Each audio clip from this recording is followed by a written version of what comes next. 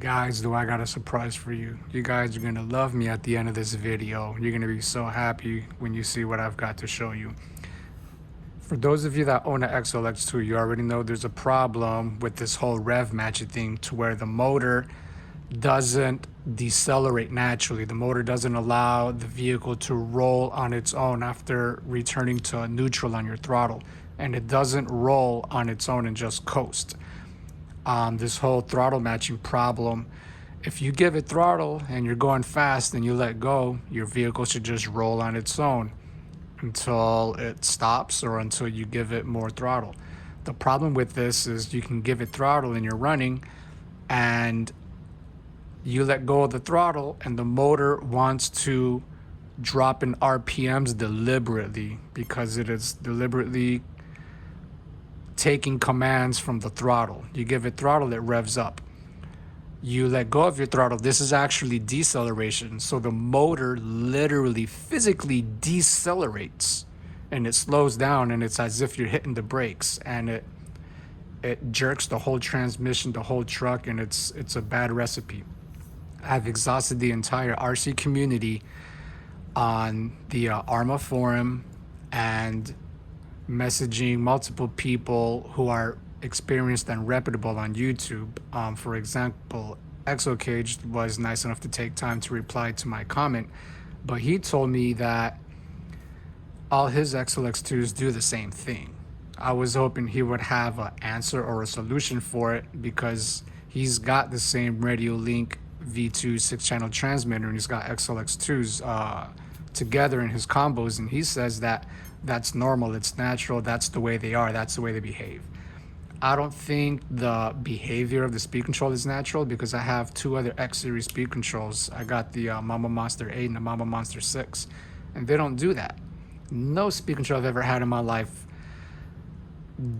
does that.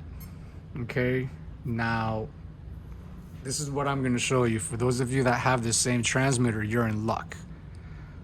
For those of you who don't have this transmitter but have an XLX2 and are having the same problems, hopefully you can find the same settings in whatever transmitter it is you have, and you can copy what I'm going to show you. So we're going to go into the menu. First thing you're going to do is go into number 7, your throttle speed. First thing you're going to do, you're going to come in there. Now, see where it says throttle speed. From the factory, okay, the factory preset is going to show that it's off.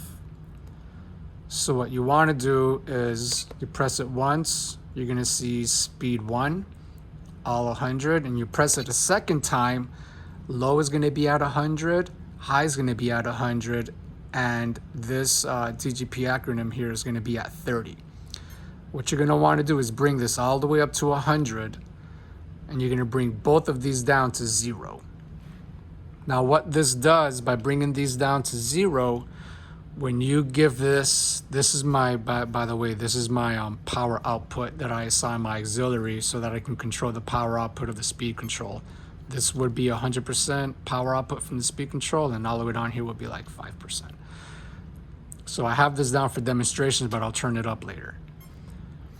You turn these down, and what it does is when you give it throttle, it takes some time to ramp up. It does it smoothly, but when you let off and you go to neutral, it does the same thing. It doesn't just return to neutral instantly. It returns to neutral gradually, and it's part of the fix. There's two things we're gonna do to fix it.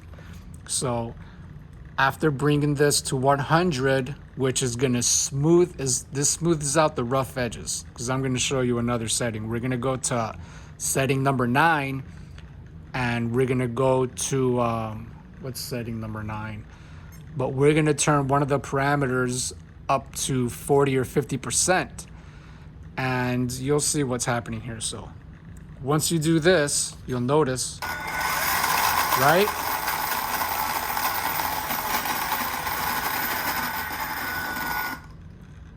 It takes time to ramp up. Now watch what happens if I let go of the throttle like I like to let go. Now the problem is going to be fixed.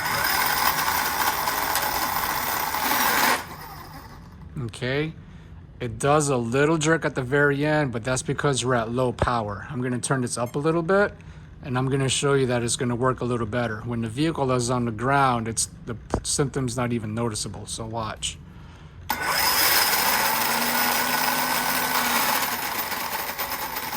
You see?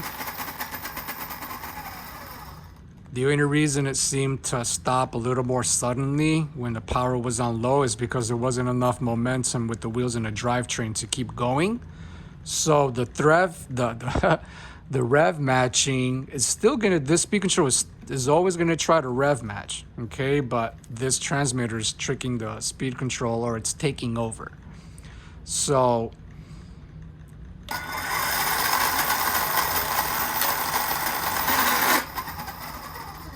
okay, now this is power all the way down. You know, if you have your power all the way up, or even, you know, a third of the way, and the car is on the ground, you're not gonna notice the rev matching trying to take effect.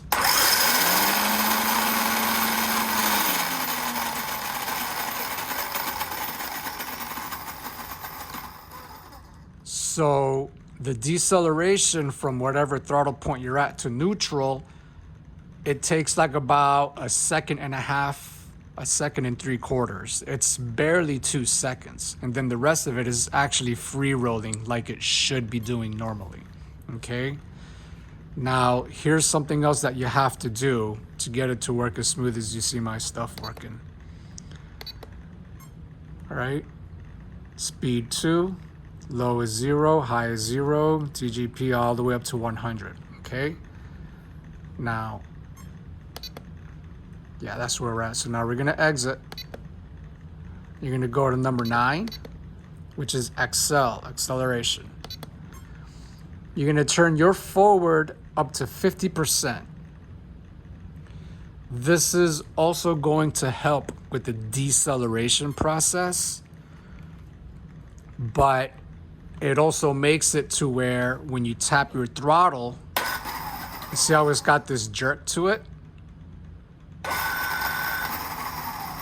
Is because your starting power is at 50% higher than 0, which would be whatever you have on Castlelink.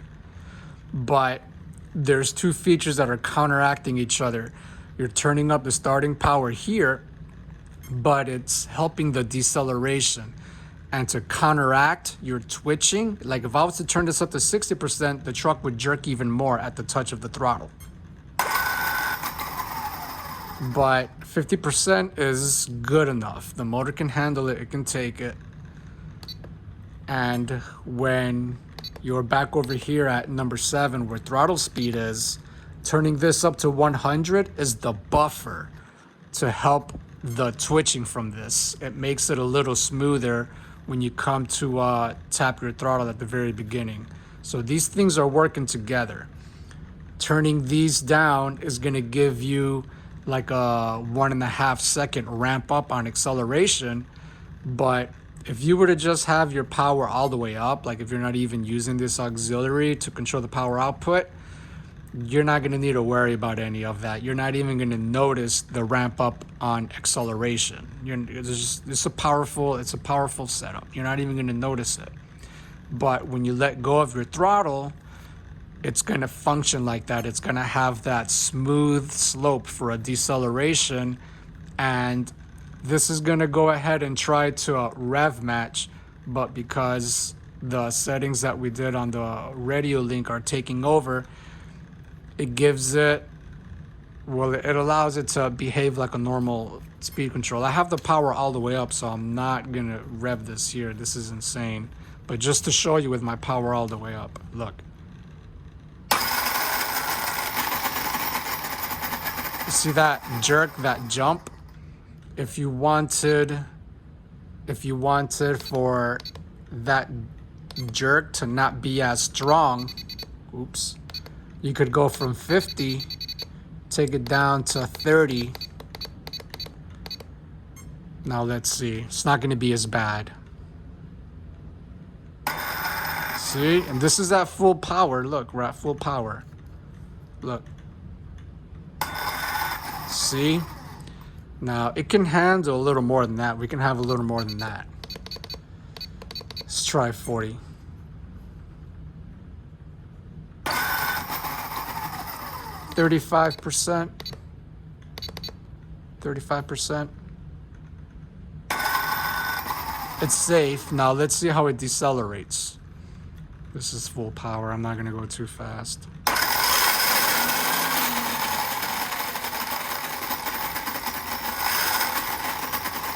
And if you guys are also aware, after the truck is already rolling, if it's rolling like pretty fast, like 20 miles an hour, and you tap the throttle, it's going to want to rev match. The RPMs on the motor are going to dramatically drop to match the throttle output of this tiny little 1%, and it's going to make your truck look like it's slamming on its brakes. But even at having acceleration at 35% and my power up at 100%, it counteracts that. So watch.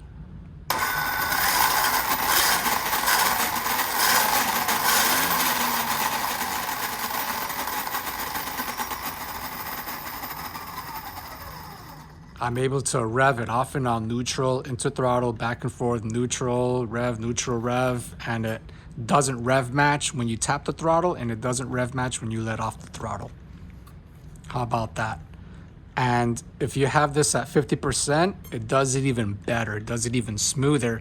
The only thing is, it's at the expense of your motor starting at a higher percent level.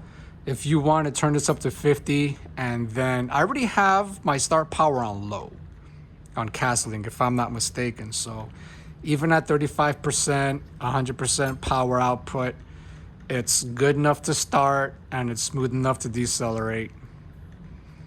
So you already know acceleration anywhere between 35 and 50%. We just established that 35% is safe and it's still effective. Your other setting was number 7, throttle speed. Okay.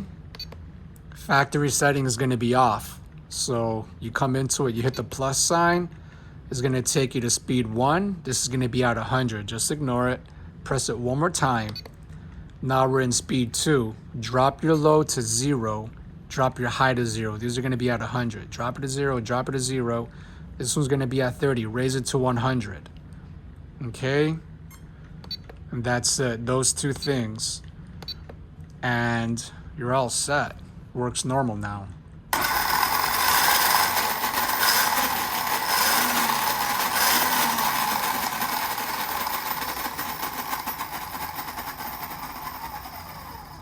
No more rev matching and jerking and grinding gears and stripping transmissions anymore. You're welcome. Give me a like. You know this was helpful. Help my channel out. Please share. Help everybody else out.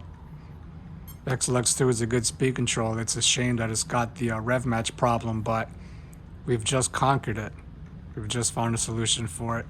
Share this video with everyone else who's got an XLX2. Help out the RC community so we can all learn from each other. If you think my videos are helpful and you want to see more stuff like this in the future, please consider subscribing. Have a nice day.